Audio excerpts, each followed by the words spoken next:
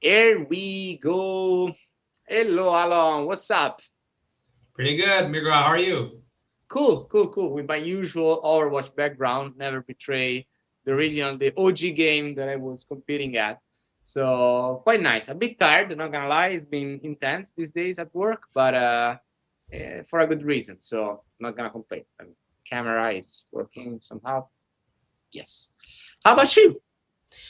Not too shabby myself. I've been busy as well, as you know, but not complaining. I love not being bored at work. Brilliant. I guess like if we work in games, we'll never get bored. To be Yep. honest, it's almost Yep. impossible to get bored. Such Yep. a nice industry. Hey everyone, hello, hello, ciao Nard, what's up? So today we are with a special guest that is gonna go through a quite complex topic in my opinion, because it's super interesting, but at the same time is might be challenging to navigate. So I would like to thank you in advance for being with us, Alan, and to talk about everything connected to leadership, which is ideally a career path that many people would like to go for, including myself, maybe one day. I mean, I've been a manager for a very short time. It was very intense. I was not prepared for that, and in fact, it was kind of a mess. But like having some guidance on that is definitely useful. So thank you for sharing this with us. My pleasure. My pleasure. And I would add to that, it's not just about the challenge of leadership. It's also leadership and non-direct management capacity. So in a matrix organization where you're working with cross-functional teams, where you're sort of an integrator, and you have to manage projects versus individuals, but you do need to still keep people focused, monitor their progress, motivated, etc. So double whammy. Okay, so I can just go ahead and click present and start sharing. Yep. All right, cool. So let me just open up the presentation and we'll get it going. Share screen. All right, and I guess I'm doing this one. Okay. By the way, guys, Um, yeah, meanwhile, if you have any questions during the presentation of any time, simply drop them in the chat and we are going to highlight them later so we can run through the questions if you have any. Don't be shy. It's an open space here. So, really, if you have any kind of questions, curiosity, just feel free to shoot. We're going to cool, go through. cool. Thank you, Mirko. And just FYI, I can't see the chat, so I only see the window, the presentation window. So, Yeah, I will take care of it. No worries. all right, And cool. thanks, Moonfox. I really like your Overwatch background. Like it was, I was telling Alan, it was my OG game. Like I was competing on Overwatch, so That's nice. I can't betray. Thank you. I'm gonna just move to standing just to get myself a little bit more energized. Yes. And just question you all, Mirko, do you see the presentation now? 1 second. Now it should. Yes. Now yes. All right, cool. So, hi everyone. This is me. I'm Alon, and I'm an animator originally. Right? It says down here on the left, senior product production lead. My background is in animation and film, which is what I studied, and specialized in animation and visual effects execution, which is what I did for about 8 years, right out of school. And I worked in broadcast industry, television, commercials, and also edutainment and webinars and stuff like that. I also did film productions on, behind the camera, editing, special effects, etc. And around 2018 was when I switched to gaming industry. I wanted to look for something a little bit more sustainable, a little less rough in terms of shifts and hours of work. My older daughter was born, and I needed a little bit more stability in life. And I found Play Studios, the company I work for today in the past 8 years. And my practice currently is production. So I built and manage a team of 12 project managers and producers. And I currently operate a team of 100 people in a mobile game studio in the social casino category of games. Our studio is comprised out of individuals that work out of 3 different sites around the world. Actually 4, because we're also working with the US. So we have people in the US, in Belgrade, in Hanoi, and in Tel Aviv. There's a quote here on the bottom that I like to use when I talk a little bit about work, and it's like, hard work brings easy wins. So it's sort of like a theme that I'd like you to all keep in mind as we're going through this presentation. So we're going to talk about how I pivoted from creative execution to project leadership. So I understand that a lot of people who are part of Mirko's community are young professionals, people who are just joining this world of either creative execution or development in games or in high-tech industries and stuff like that. And there are 2 sort of like different tracks that companies or individuals go through. It's either the professional track or the leadership track. You can either become an extreme professional in one area, like the best concept artist or the best game developer, the best QA, or you can divvy up to the left of pivot to the right. I'm sorry, and become more of a managerial role and oversee individuals, etc. So I started on the left side. I started on the professional side, and I started pivoting in the last couple of, that's like 6 years I've been in leadership roles. So I'm going to talk a little bit about how I got there and the path that led me there, and the mistakes I made, the successes I had, and also the failures. Mirko, by the way, feel free to ping me if I'm running too late or running too fast or too slow, etc. All right. Give a shout because I can't see. Yeah. All good. All right, cool. Thanks. So this part, the leap of doubt. This is pretty much where I'm at all the time. Self-doubt, questioning myself. Am I good enough? Am I good enough for my team? Am I good enough for the project I'm working on? Am I making the right decisions? And I can tell you that as you're going through your career and you're making decisions about yourself, it's always important that whatever motivates you is anything but fear. Okay? You have to remind yourself all the time that you want to look forward and not necessarily look behind at things that are chasing you. Okay? So I want to ask you, what's the one skill you think you must have to be a great leader, but you feel that you currently lack? Okay? So I put a quote here for myself, and this is something that I put like me 2020 because it's like 5 years ago. I wish I could say no more often. And I think I spoke to my manager about this at the time. I was still doing mostly creative work and not just like overall production. And she told me, she gave me that phrase, you're too nice sometimes. I mean, people approach you with new projects, new initiatives. I hardly hear you say no. And that's not necessarily always a good thing. Boundaries are important for your own personal health and for your ability to execute at the best that you can. So I told my manager that I wish I could say no more often, and that sort of like carries on with me over and over. I still feel like I'm not good enough at it. I still think that I don't say no enough, but I gotten better over the years. Let's say 20% better.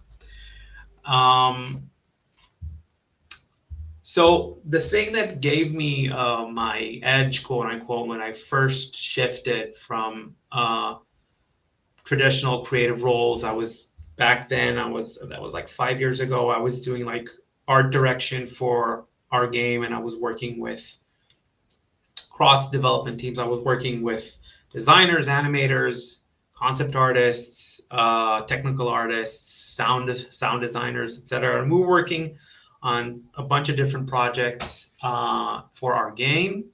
And our game is quite unique in the landscape of social casino. It's not your standard slot machine game.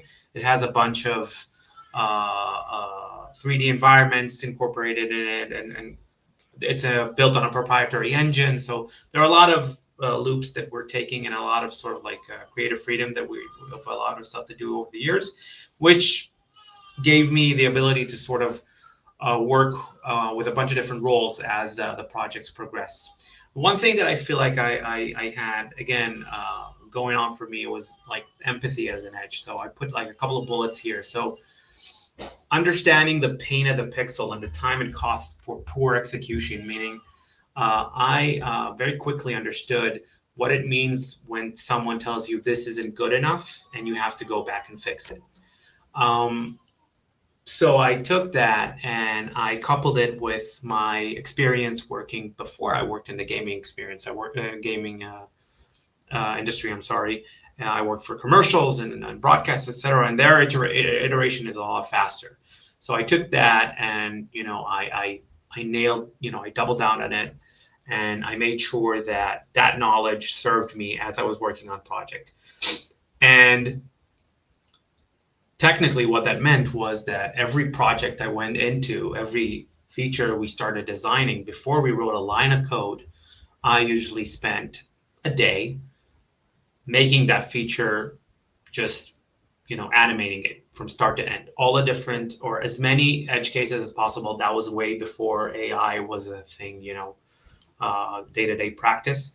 But it helped us reduce waste at the end of the day. So the main takeaway here is for me and for you also, creative experience in production is a superpower. Okay, so when you're going into any development project, your ability to you know, step out for a minute, and before you write a line of code, or before you necessarily scope out the PRD or whatever, just being able to draw it, even in a simple presentation or a mirror board or whatever, and then sort of like storyboard it, and even starting to bring it to life, very, very limited. And even on your own, that's a huge advantage. Structure leads to speed. One thing that you know was very important for me was understanding which tasks can be done in parallel versus which should be serialized. It's critical. Some things work in parallel, okay, and it could be, then you can then add like an integration phase, and some just can't. So understanding exactly which tasks fall into either column is critical. Asking the right questions early on in order to build projects properly. There's no such thing as too many questions when you're jumping into projects, when you're jumping any project, right? It could be like development, it could be, I don't know, moving, you know, switching apartments, it could be planning a vacation with your partner. Ask questions, don't be shy. Set structural protocols, even basic ones, to boost production. One example that I use is that back in the day, we were working with Adobe Animate, or Flash, if some of you remember it. And that was the thing, that was the tool that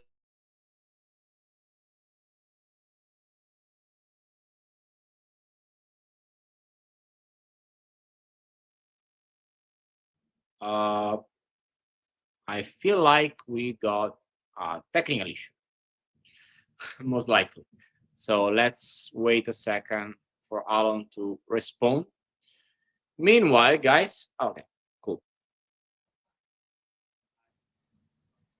Hey, Alan, we can see you. Okay, now we can hear you. All right, yeah. Sorry, camera got disconnected. Apologies. Okay, there we go. Let's continue. All right. So, so where was I? Asking questions, critical. Setting protocols. We set protocols with our development teams. It boosts production critically. excuse me.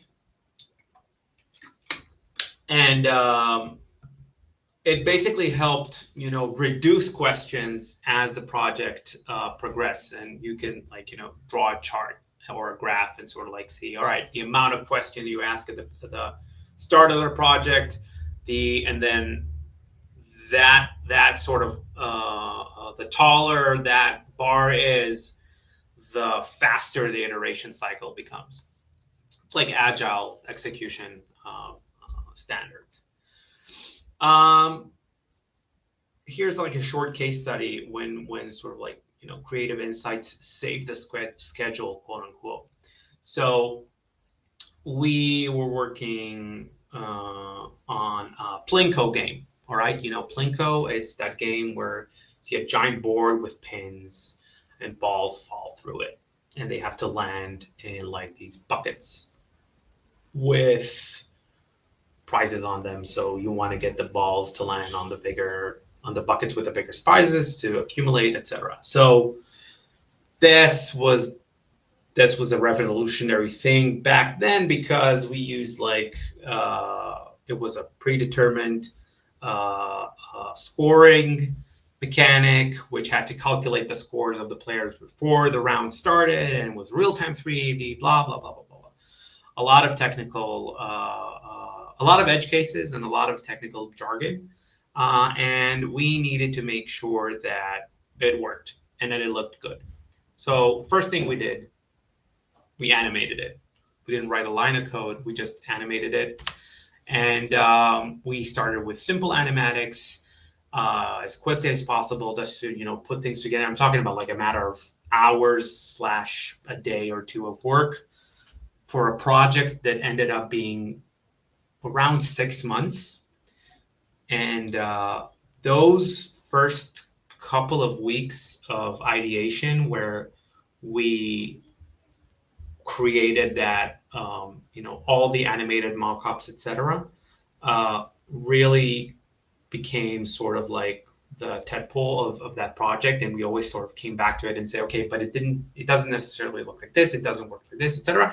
And it also evolved over time. And every time we thought one thing should look better, we went back to the animation and sort of like played a little bit with it and said, okay, now this works, let's implement it in the code. And that became like a tool. We cut production time by a third, and for future projects which were based on the same types of creative and technical principles were built on that, and we managed to cut production. Production was cut mostly by the fact that stakeholders were able to chime in and give their opinions as early as possible. So that sort of like comes back to that first sentence, like hard work builds or creates easy wins. So we invested a lot of effort at the beginning to create the vision as much as, you know, we could have, for stakeholders to make decisions early on. And all right, we're good to go. Let's make it work. Let's develop it. There's a lot of work when it comes to development, obviously, and integration with a lot of different parts. Back then, I wasn't a producer yet. I was still just a creative, so I didn't care, quote unquote. I only said, make this look good, or make this feature that you're developing look as good as the video that I created. Now I'm a little bit more educated and a little bit smarter, and I know it's not that simple. Another thing I learned over the years was how important it is to look around you as you're working and enable creativity as much as you can. All right, drive your peers, protect and enable creativity. That's what this slide says, and it's sort of like it takes us through to the next part. Growth for me and change for me came after a period of time where I kept asking myself, am I moving in the right track? Is this one sort of like one specialty track, the thing for me. And eventually I understood it's not, because I'm a people's person, and I love to experiment and dip my toes in as many pools as possible, and try and test and taste as many things as possible, and also not not want to, but experience as many mistakes as possible. So what I had to do quickly when it came to moving forward and changing was closing knowledge gaps as soon as possible. So when it comes to moving from being a professional working on one sort of single track versus being a manager, a leader, etc., one of the things that always stood out for me was always being able to ask, what's the most crucial KPI? What's the most crucial metric that we want to move as we're working on a project together as soon as possible? Like, what is this thing supposed to do? Okay. Never assume. Never assume. Be modest. All right. You don't know anything. You know some things. You don't know everything, and you can fall in love with your own ideas. You may have a vision, all right, in mind, and that's something that as a creative I always have, and it's very easy for me to fall in love with that. And when it comes to project management, I look at it as as a movie, right? All right, I'm jumping into this project. All the people I'm working with are actors or animators or designers or whatever that we have to direct, etc. And I'm there working with the director, who's like product manager or whatever, and I'm their producer. I'm here to tell them, look, this is how the project should look like in here, not necessarily the way you see it. So always ask questions, never assume, be modest. No, I'm sorry, don't fall in love with your ideas. Ask questions, be modest, and always ask first, what's the most crucial thing? And third, one thing for me that really helped me as I was going through that change and I was growing was finding my mentor. For me, my mentor was a consultant working for a company. She was back then helping us transition into a new framework of production, and we clicked in a way that no one expected we should, because we're two totally different people. But it was really cool the way we sort of like broadcast on the same level, on the same frequency. And she took me under her wing, and she taught me everything I know about that. And that sentence right there in the middle about being modest and never assume, that's her. So structure was always a part of execution for me, but there's language behind it. There's knowledge.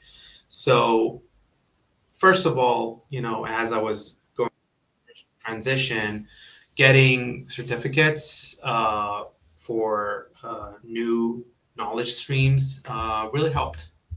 So I got like Scrum certificates and Jira and other project management certificates, which really helped, alongside with my mentor's ongoing meetings with her and our ongoing mentorship program. Everything is data that can be optimized to find the truth fastest. Wow, what a sentence. Basically, that means that you can break down every challenge you're facing, mostly to some number, all right? Or a question that could lead you to a number, or lead you to a parameter of sort, so that you're able to understand in the core, what it is that you're trying to affect. So in leadership roles, it's critical that you're able, in leadership roles means that you're trying to look at the biggest picture as possible, right? You're always going to have a dead zone. You're always going to have things that you're missing. So in order for you to be able to be focused on as much information at the same time, you have to compartmentalize things, merge things that are similar, so that you're able to learn fast and make decision fast and move forward, so that you're able to tackle the small itty bitty things that come in fast and handle the big tough questions with enough time and focus. So you have to make sure that data is a part of your day-to-day, because if you're just looking at a problem without understanding what it affects, what's the data behind it, you'll be looking at it for a while before you get to an answer or the truth. And that led me basically to understanding that, visibility and workflows drive improvement. So in order to get to data, sometimes you have to make sure that whatever it is you're trying to produce is easily accessible. It's visible to yourself and to others around you, so they're able to criticize you, your work, and give you feedback. And if it's structured in a workflow, that means that you can measure it over time.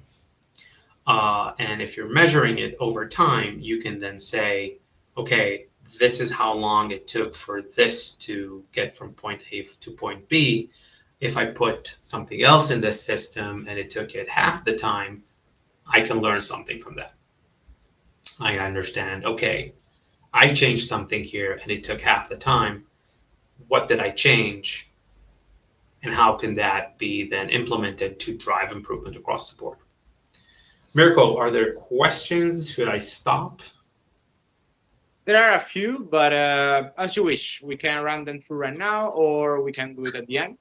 We'll continue. I don't have many more slides, and then we'll get to the Q&A. Yeah, no stress. Like, we have plenty of time, so all right, cool. Super chill.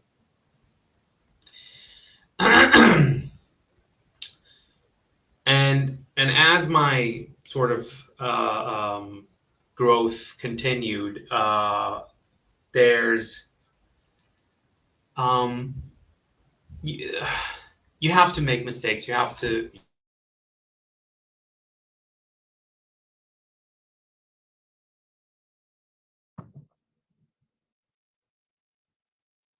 Yeah, he's gonna respond soon. Pretty confident about it. There we go.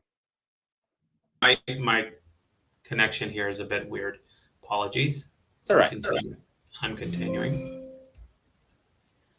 Okay, so practice coordination in low-risk ways means basically that as you're transitioning, or as you're thinking about transitioning from that professional track to leadership track, just make mistakes or dip your toes there, but don't jump all the way through. All right, try and find a few initiatives, small things that you can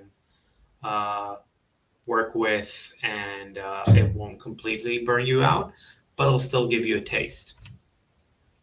For example, back then I was like, any opportunity I had to work with anybody in the company to help them, manage their backlog or lead a meeting or whatever, or sit by or sit in a meeting where they're leading it and I can learn from it, I took it. And that also sort of connects to my issue of not being able to say no. Back then I said yes a lot, and I took on a lot, and I almost got burned out, but thankfully I had a mentor who told me, you're taking on too much. I am prohibiting you from doing more. And that was cool. Having that person that's able to reflect and tell me, no, that's enough. Um, this is nice. So this goes back again to that modesty thing. Don't be afraid to ask the dumbest questions as possible as you're going through that learning process and that change process. I found myself in meetings. I still do to this day. I'm the person who will ask, but when does this project start? Because maybe I missed that slide. Maybe someone else missed that slide. Maybe it never got said. And you'd be surprised how many times I ask that question or a question similar to that in its simplicity, and people say, "Oh, you're right. We skipped that part. It should start tomorrow." Or, "Oh, you're right. We skipped that part. We don't have a start date or a due date, so we should probably think about that." So it's about modesty and also about being open. Um, Trust is a big one. We're not going to open it up right now, but one thing I learned about jumping into leadership roles and jumping into cross-functional leadership roles specifically is how much trust is critical. We're in a world today where it's very rare to see the type of manager that sort of just like directs, the boss type, gives up orders and then people follow. That's hardly the way the job market looks today. Some companies still have that in their culture. It's very rare. It's even more rare in the gaming industry. Again, depends on the studio and depends on the culture, etc. But mostly that's not what you're going to find. Plus, it's not a fun way to work, if you ask me. So the trust equation, it's something really nice. I don't know if I put it here. Nope, I didn't, but I can just say it. It's credibility plus reliability plus intimacy divided by self-interest. And that gives you the trust score. So I'll explain. Credibility is what you know.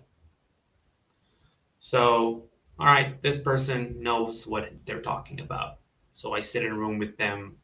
He's talking about something, a project, a topic, etc. He knows what he's talking about. Reliability, this person delivers, right? I know that 9 out of 10 projects this person worked on got done. Intimacy, this person, I could sit down and have coffee with them and share details about the project we're working on, but also struggles with my teammates, struggles with my direct managers, struggles with myself on how I'm executing, if I'm good or not. And self-interest, that denominator in the bottom, that's just saying how much this person that I'm looking at right there is looking out for this guy or the team.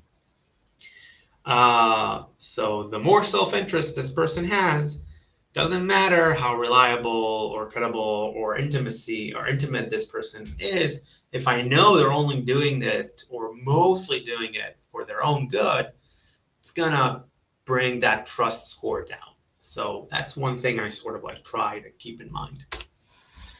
I talked a lot about workflows and structure, and it's as I went through this process myself, with this evolution myself, I learned that yes, there are a lot of different schools of thought and a lot of different books and a lot of knowledge bases and a lot of experts. And yes, you can go and study to be a project manager. There are obviously degrees, etc. But understanding how to really create structure and clarity, and it definitely falls on trust. That is not something you can definitely just go to school and learn that at a degree. That's something you have to let experiences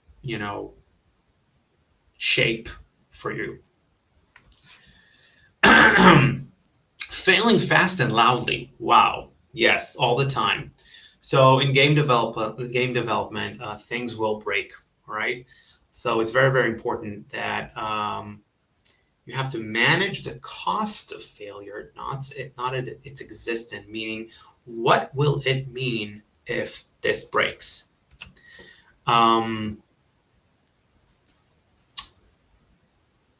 Saying we failed early on is critical. It's the thing that will dictate, okay, all right, this broke, this isn't working. But we didn't spend like 6 months working on it. It took us a week. For a week of work, we know this isn't working. That's courage, okay?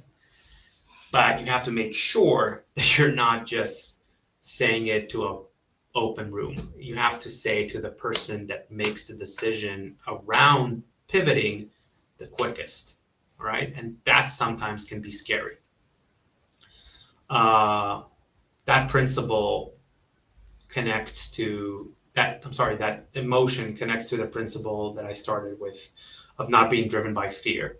That's scary, right? I had several moments in my career where I had to come up to my manager, either direct manager or the manager of, or a stakeholder, or even the CEO of the company, and tell them this is broken and we're not going to, or this project isn't working, we're not going to be able to deliver it on time, or whatever we're trying to deliver will not move the needle. And you have to back it with data, as I always said. If you don't have the data, go find it.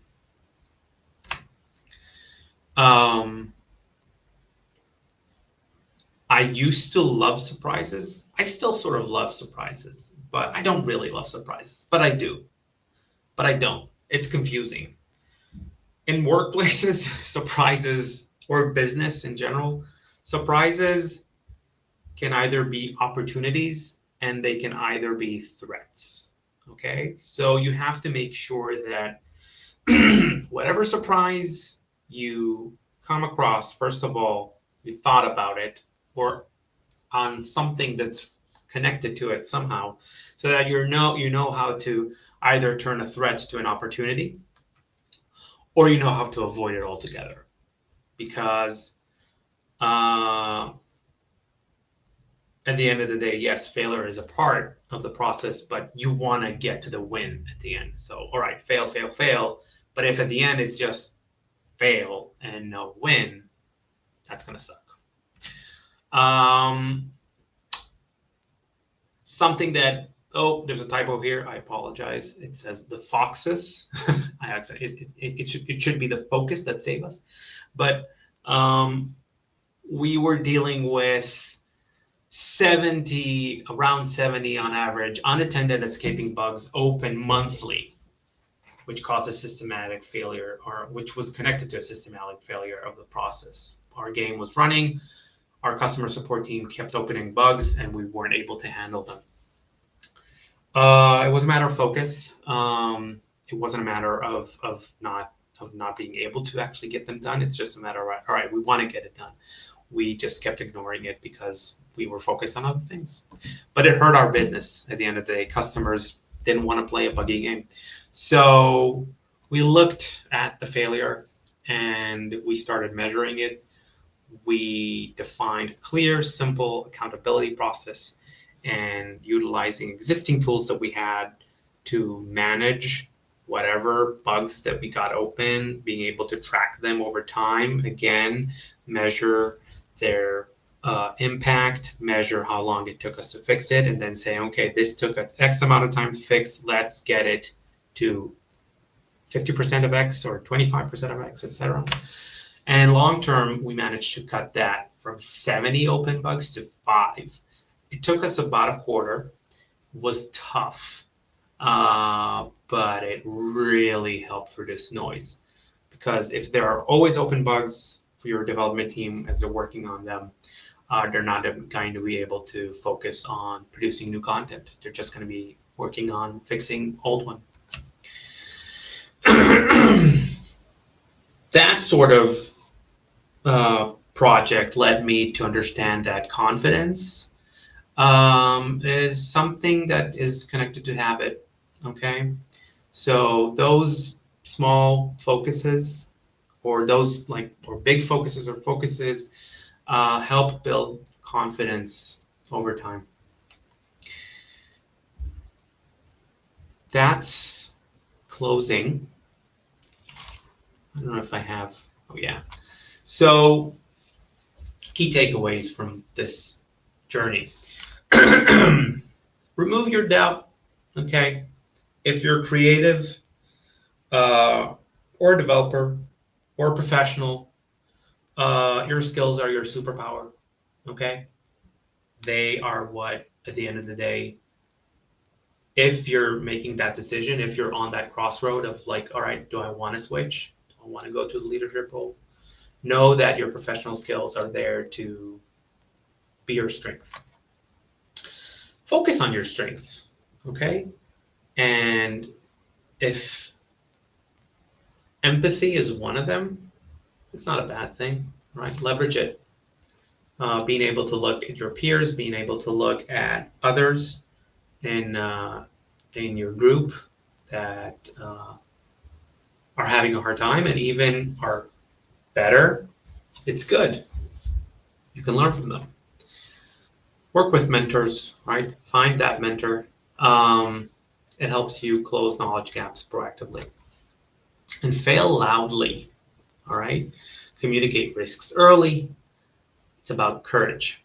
That's what leadership is about. So I want to ask you, what will you do this week? What will be that one person you're going to ask for mentorship advice from? That's it. And we're open up to questions. That's super solid, man. Thanks a lot for that. And on the last sentence, I may recommend a very good platform. I mean, it's not even a platform, like a list for that, which is Amir Sadvat's mentorship list. For those who don't know Amir, I recommend you taking a look at that. At him, he's basically creating one of the largest, probably the largest game dev communities, no profit, with a lot of resources. And within this resource list, there is a mentorship program where basically people like Alan or other folks volunteer on doing some mentorship one-to-one sessions. So if you are looking for mentors, I strongly recommend looking at Amir mentorship list. I found my mentors there. I actually can tell you a little bit of my super quick story with mentorship, which I believe is one of the most career acts that you can go for. Actually, it's super, super, super useful. What I did was basically when I started in games, since I had no clue about how to become, like how to do gaming recruitment. I was a recruiter, but I never did it in game. And I got hired for that to build a business unit around that industry. So I really had to learn fast. And so what I did was finding this list, which was super useful. And I started talking with producers, biz dev, HRs, of course, but also art directors, pretty much everyone working in different fields. And I text, I guess, a lot of people, like more than 50. I was very committed. So out of this massive effort, around 20 plus said yes. And so I had 20 mentorship calls. And out of these 20 mentorship calls, 4 became recurring. So I kept talking with these people, updating them on my professional life. And 1 became like a mentor and now he's a friend. And basically he's guiding me on a weekly basis. So it's super, super useful. So everything pro bono, by the way, for free. And this was also another reason why I founded my own community based on mentorship, because what we had today was a group mentorship. We don't do one-to-ones usually, but learning in public. So I really, really agree in trying to find your best, to ask some people that you feel inspirational for you to help you, because many people will be keen to do that for free. Yep. Brilliant. So we do have some questions. Scott asked us, meaning you, what advice do you have for getting into such a role, transitioning into gaming from another industry? So, for example, I'm a software engineer. I want to join the gaming world. Excellent. What advice? Apply for a job in the gaming industry. Number one, it's important because if you don't do that, I don't know if you'll be able to jump in. But even before you're applying to a job and you're able to dip your toes, as I said, in as many different projects as possible. For example, a local game jam, right? Or even an online game jam. Those are going around all the time, right? Finding peers either in Discord or in Miracle's platform, etc., that are into game development, and they're just like geeks like you and me and Miracle here, and they want to work on a game together, have an idea, doing something on the side. That's definitely helpful. But I would say the biggest advice, just go for it. Just go.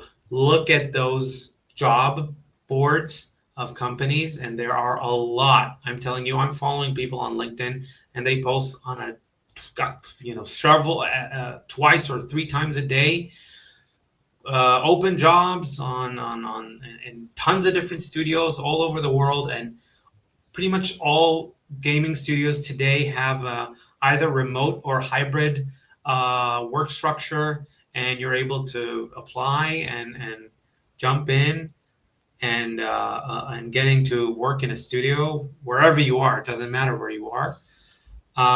If you're a developer, and you're into just general software, you're working for an IT company in general.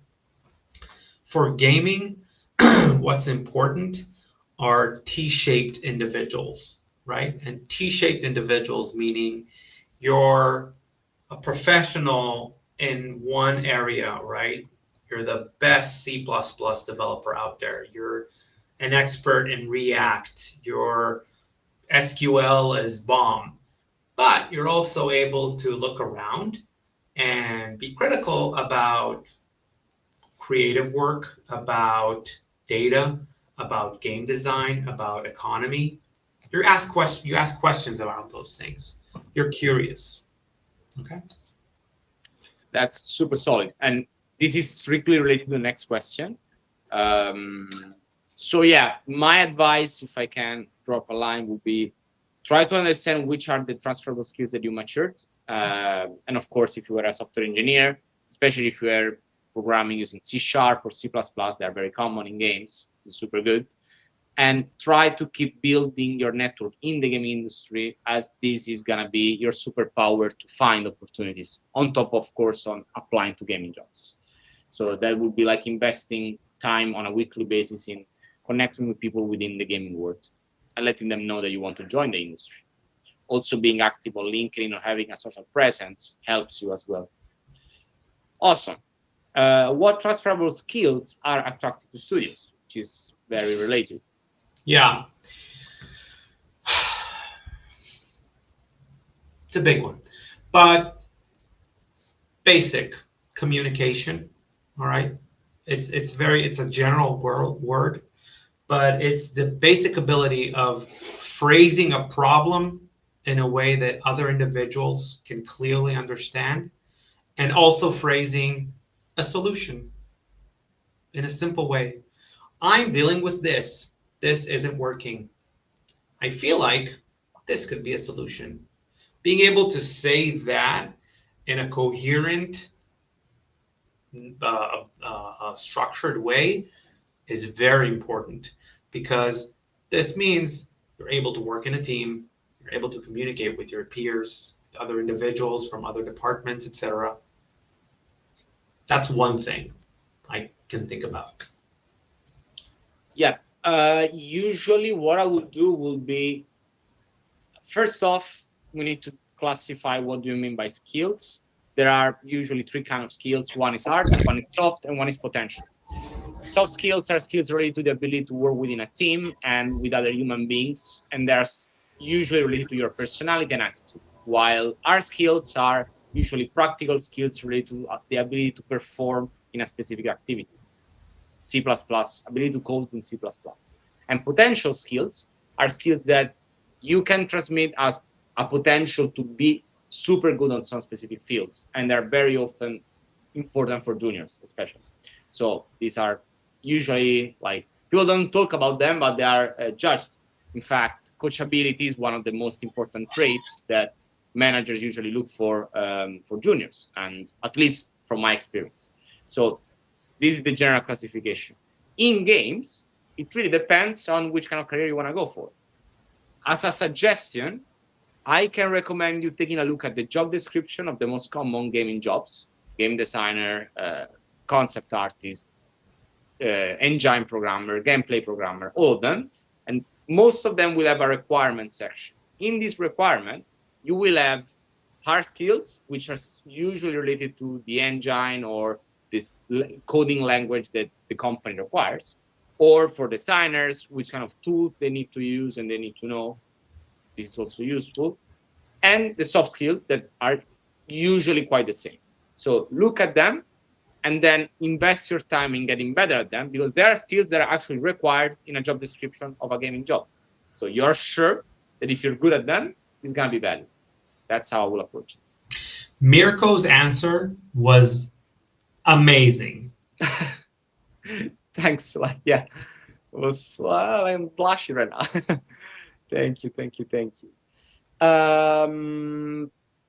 How can we find work with a studio that will hire people who don't know everything? It seems that they're only looking for all-star players. That's a hell of a question.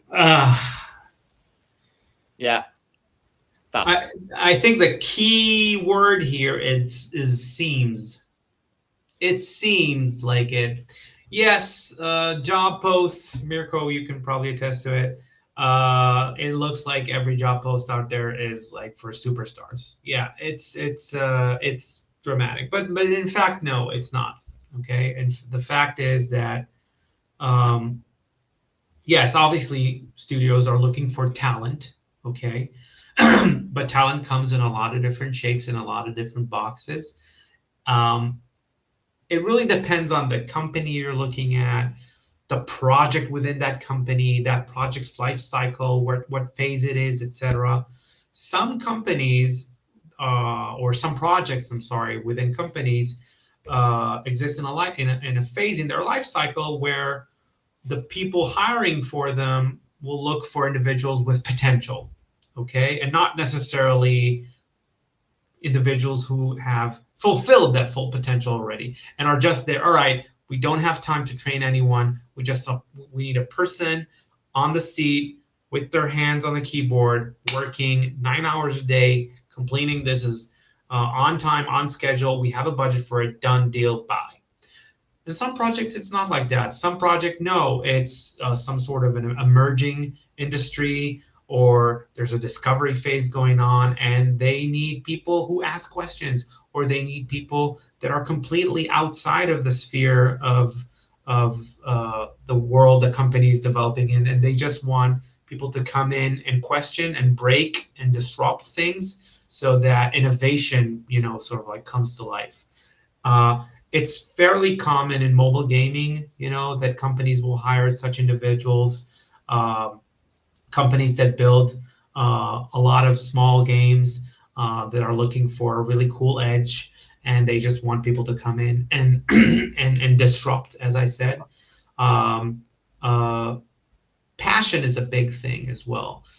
For me, myself, as I'm interviewing individuals, if I see that, spark of madness behind the eyes, as a person is talking even about the blandest thing as possible, like an Excel sheet or a Gantt chart or whatever. But if I see that person cares, that's a big one for me. That's a huge, prompt to know, okay, there's something there. And I will excuse, the 2 or 1 year experience that person is lacking for the sake of that spark. Yeah. On this end, I would say So for sure, there is like a massive sentiment around the situation right now, which is justified.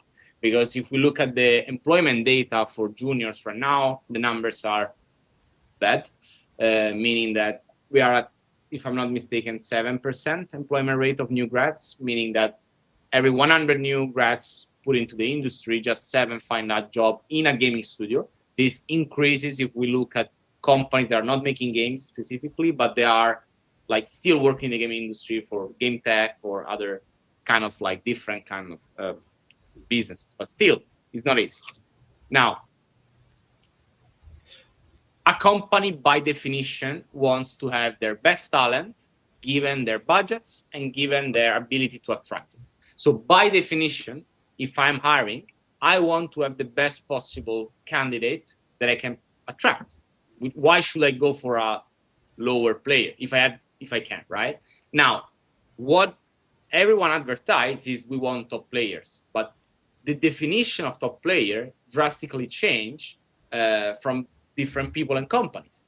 Like what I consider a word portfolio, if I'm working at an indie studio of 5 people, is different than what CD Projekt consider a great portfolio. So this definition should not stop you in trying to pursue what you feel like you're good or what the job that you want to go for, because the definition of a player is strictly based on the hiring team experiences, competencies, and belief.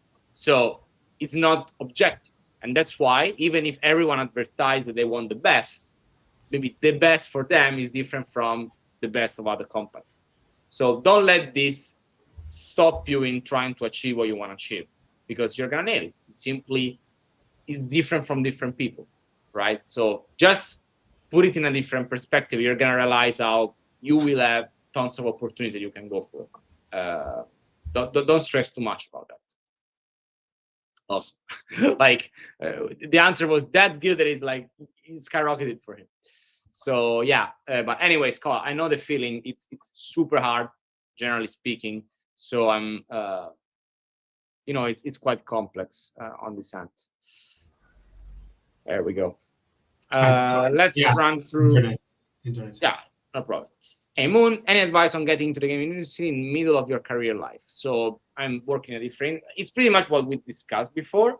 So to summarize, I would say start networking as early as possible with people from the gaming industry. Do not leave your job to get into games, because it may take a while to get a full-time position in games. So prioritize your financial condition always. So keep your job in the other industry and look at skills that are required for the roles you want to go for and try to learn them. And even better, network with people that are already doing that job so they can tell you specifically what's the best thing that you can do to get the job.